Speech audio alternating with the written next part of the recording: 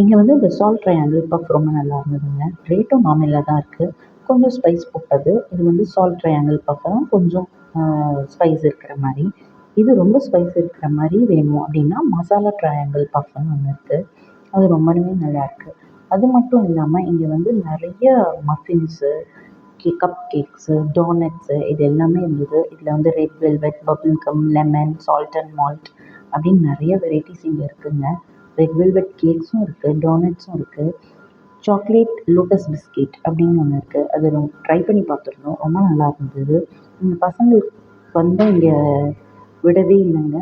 ஏதாவது ஒன்று இங்கே பண்ணியே ஆகணும் அப்படின்ட்டு. அப்புறம் இந்த ஸ்வீட் வெரைட்டிஸ் வந்து நிறைய இருக்குது. பக்லாவா, குனாஃபா இதெல்லாம் வெரைட்டிஸ் நிறையா இருக்குது.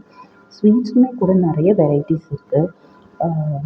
கேஷ்யூ சாக்கோ கப் கேக் மாதிரி ஒரு ஷேப்பில் ஒரு sweet, plus Horlicks sweet, boost sweet இது எல்லாமே நல்லா இருந்தது. காஜு கத்லி, பிஸ்தா ரோல் எல்லாமே ரொம்ப நல்லா இருந்தது. இது மட்டும் இல்லாமல் நீங்கள் கிஃப்ட் பேக் பண்ணணும்னா இங்கே ரொம்ப நல்லா இருக்குங்க.